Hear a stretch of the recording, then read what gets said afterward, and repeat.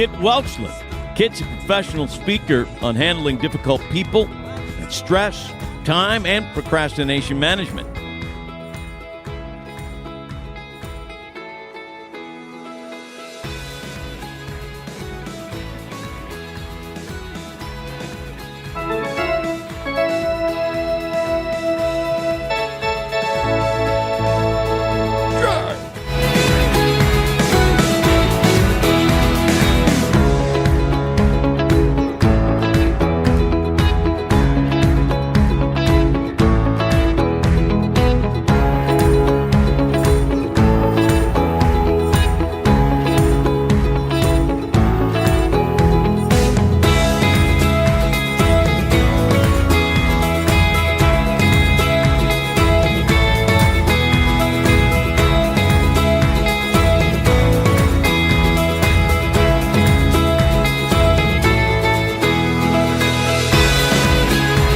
Just wanted to give you a little insight on my pre-event routine. I arrived at the event early this morning, but last night when I came to town, I made sure I texted the meeting planner to let them know I was there and I would be there first thing in the morning. We've checked the sound, we've checked the AV, we've checked the lighting, and we also discussed the objectives for the meeting today. It's going to be a great event. Kit was fantastic. Broke it down for us and thoroughly enjoyed it. The points that he made, I think it's helpful. And I'm going to go back to it every day for the next 4 days and read my page. That's hilarious. Hysterical. I love Kit. Yeah. Not just an entertaining show, but actually gave just a ton of practical advice too. So it's brilliant when you can throw in practical application mixed inside of a lot of entertainment and just keep people's focus.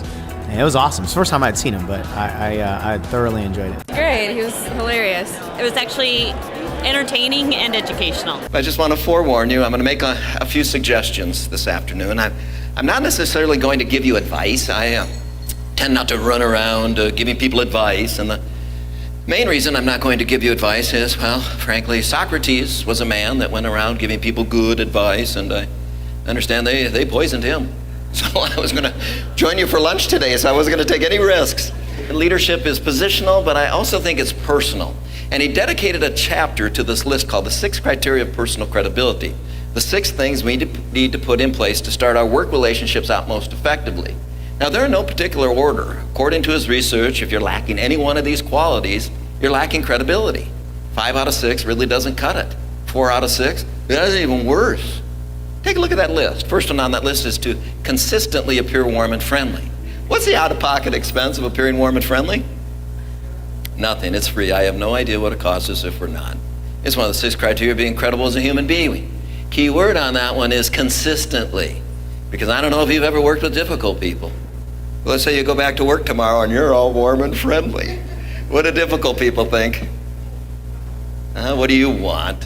What are you up to? Oh, did you go to one of those motivational speakers or something? That's what they'll say. And then Johnson says you need to express your intentions and motives, short-term plans, long-term goals. I'll call you at 10 o'clock, I'll stop by at 3 o'clock, and you do. So the majority of people find you to be trustworthy. You do what you say you're going to do. Now, appear warm and friendly, free. Express your intentions and motives, free. Do what you said you're going to do, free. And then Johnson says you also need to be an information source. What's pinned, pasted, posted on the wall, it's on the website. What qualified you for the job in the first place? Jobs redesigned, they provide you training to become competent again. To the point, you develop something called relevant expertise. That in certain areas of what you do, you know more about that than anybody else. And when people have a question about that, they seek you out for the answers rather than wasting their time talking to anyone else. And then the last on the list is dynamism. And dynamism is natural enthusiasm. Dynamism isn't that you're doing calisthenics and jumping jacks in between meetings and phone calls, but dynamism is when you walk in a room, the lights get a little bit brighter rather than a little bit dimmer. When you come to work, people are happy to see you rather than resenting the fact you showed up again today. And they're all free. But I have a question for you. It's not a trick question, it's a mathematical equation. Be careful with your answer. What's 3 times 3? Careful now. What's 3 times 3? 9. Thank you. The reason I'm so careful about that is not too long ago I had someone shout out 6, and man, that's hard to respond to. So 9's a great answer. What's 5 times 5? 25. You're awfully good at this.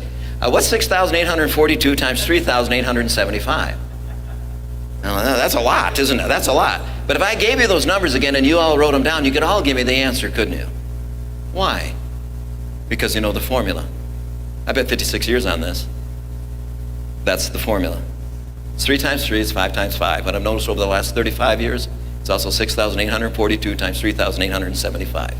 You take a look at somebody that's suffering or stumbling in their career right now, 1 or 2 of those missing. And if they could just put that in place, it'd be a lot easier for them and a lot easier for us having to work with them. And they're all free. So that's what we call professional presence. But it's based on perception. And actually, it's just not one perception of you. There's actually 6 perceptions going on between each and every one of us. Who I think I am, who I believe you think I am, and then really who you think I am. And then from your side of the relationship, who you think you are, who you believe I think you are, and really who I think you are. So with a couple of hundred of us in the room, that's over 1,200 perceptions going on all at the same time, trying to figure out, you buying into this, going to make that adjustment. A lot of smoke and mirrors when it comes to perception. But that's what gives us a chance to create a culture, a climate where we work, or recreate it just in how we interact with each other. 2,500 years ago, Aristotle would have called this ethos, your credibility, your trustworthiness. What do people think when they think of you? If your reputation precedes you, what is it? Today, we're going to call that the personal brand. Because you know that, because you understand that, because you can do that, how does your team benefit? How does your department benefit? How does the organization benefit? It's one thing to leave a great first impression, but we have opportunities dozens of times throughout the day to leave positive, lasting impressions. So how does a customer feel when they see that email from you? Do they look forward to reading it, or do they dread it? How do your coworkers feel when they see your name on caller ID? And are they looking forward to the conversation, or do they let it go into voicemail?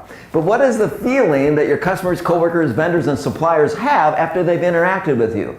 Over the phone, face-to-face, by email, or by text messaging, do they feel informed? Do they feel reassured? Do they feel valued? Do they feel important? But what's that lasting impression? How do people feel after they've worked with you? Are you peppy? Are you positive? Are you realistic? Are you practical? Are you a pessimist? But what's your personality like day after day, week after week, month after month, year after year?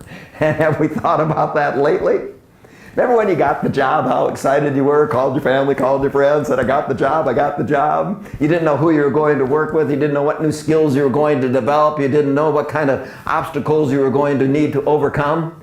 Now today, we're reluctant to go to work. We're hesitant because there's some changes in the structure, changes in technologies or processes. You know what? We should be just as excited about going to work today as we were the first day, because we have so many more resources available to us. You know who to call, who's got your back, who has that information, that sits on that committee that can help you and your team reach their goals.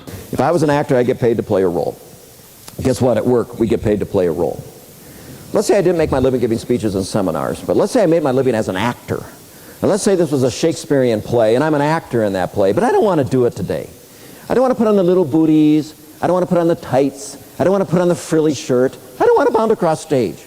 You've got $50 tied up in your ticket, and I'm on stage doing this.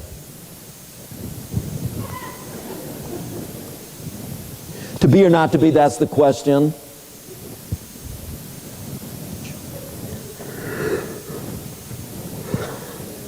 Where art thou? Would you feel like you got your money's worth? No, you demand your money back. If I was an actor, I get paid to play a role. Guess what? At work, you get paid to play a role. You know all the characters. Just giving you all your lines, all your stage directions. Now all you have to do is play your part. Is smart, talented, funny, relevant, and trustworthy. A colleague like we all will enjoy dealing with over the long haul. Kit Welchlin is a hard